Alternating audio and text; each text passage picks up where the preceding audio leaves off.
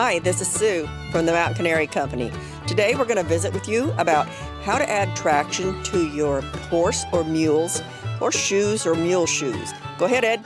Hi folks, good afternoon. It's been a long couple of days. We had a farrier here out in the barn last 2 mornings, shooing the girls up for the summer stuff.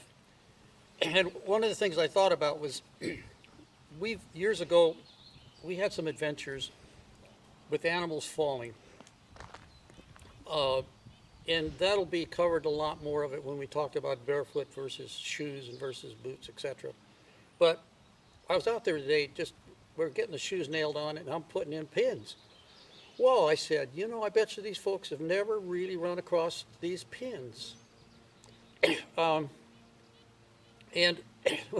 Sue nailed the last set of pins in, and we went in the house and I took some videos, and I went out there and said, my camera acted up, my little regular camera acted up, and I didn't have any real still shots of it to show. And I'd taken some real cool shots. And, I went back out to the barn and realized we just used our last pin. Those pins have been with us for probably 15 years. And I've lost 1 or 2 along the way, and now we're down to, 65 of them. But anyway, that's another story. But what we do is we take every one of our shoes and we drill it. We drill it at the toe. You'll see it over here in these videos, in the videos coming up behind me. We'll drill these shoes, and then what we do is we take a small tungsten pin. You have to be very careful when Sue's nailing these in to get the size, because I don't have one to put in my hand. I probably won't have one for another couple of weeks or so. But if it's a small pin, it's made out of tungsten. It's extremely hard, and we'll drill a 4.6 millimeter hole, and these pins have a slight taper to them. And she'll put that in that hole, pop it with a hammer, which sets it. And boy, it sets it good. Because remember, from now on out, whatever the animal stands on it, it will put pressure on it. And we used to put them on all 4 ends until I found 2 in the front, 2 in the back, opposite the points of contact, or actually the pillars of support in the foot.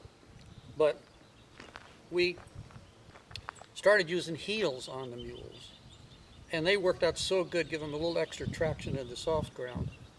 So we've now just put them in the toes. But what a difference it makes on slimy bridges, wet rock, slippery rock, roadways.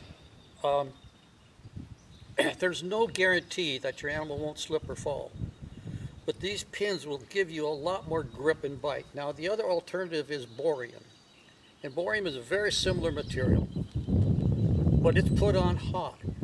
It's either put on in a forge, or it's actually put on with acetylene coming out of a tube with the flux in the tube. The problem with boreum is every time you take that shoe off, every time you reshoe, you throw the boreum away. And in some cases, they're charging you $10 extra to put boreum on, or more. Who knows where it is in your area? So you throw that away every time. But now with my pins, all I do is take them over to the anvil, take a 30-second punch, turn the shoe upside down, because I've drilled all the way through. put the punch in, pop it out through like a hardy hole with a little magnet under it. Gather them all up and put them in the next as we go on. So these shoes have been with me, the same pins that were with me. I think I started out with, I don't know, I'm going to say 150, or it's 75, I don't remember. It's been a long time, about 15 years or so. I just keep recycling them. If I lose a few, fine. It sure doesn't price of boreum. And I get my pins from Olympic Farrier Supply in Olympia, Washington. They have them available for you there, and they're not cheap, but so is boreum, far more expensive. And if you think you want more traction in a certain part of that shoe, put more pins in. So you have a lot of options. If you've got a big shoe and you think your animal's going to be slipping around, and you want more traction on that toe, put 3 in, put 4 in. You can put whatever you want in that toe, which will give you a tremendous grip. This will work also if in the heel. You can double up on heels if you don't have corked heels. Corked heels don't work too good with them in it because the corks are deeper and it's kind of hard. You can lose that borium in that hole. So I've not had any come out over the years, pull out. But I tell you, you can go places I've been, and all the bridges that I've crossed over on a regular basis are all pockmarked. They've all got my mule's signature on them. If you go along and these little dimples all over the place, not hurting a thing, little dimples, those are my borium chips. So anyway, I wanted to run that by you. This is the time of year to start thinking about that stuff. And yeah, they sure worked good for me. Like I said, I've had some cases where I've had animals slipping and sliding on slimy bridges. A bridge in the morning with no sun on it, full of pine needles or fir needles, wet, drizzling the night before. And you know, it can be a skating ring. I've had trail crew going across there going, oh my goodness, they could almost hardly stand up. And we went across and I've had animals fall and stuff like that. And I don't like that anymore. So the pins are just standard for our summer setup, and there we are. I hope that's some interest to you. Again, this is our chance to visit with you. If you get a chance to subscribe and share so other people can see this. Again, it's a bean counter thing. I don't understand it, but friends like Robert Ebersol says it's important, so I do it.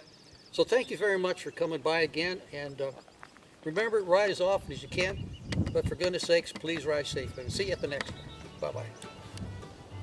Is that okay?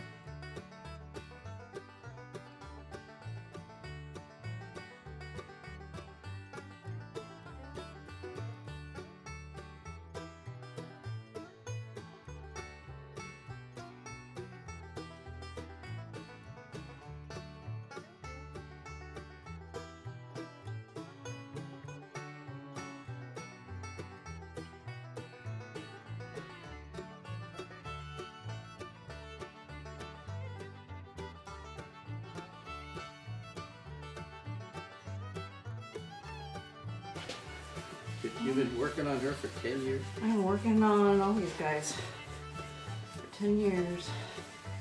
Can't believe it's been 10 years. I mean, it may, give or take, but... I don't know. I'm not getting older, but...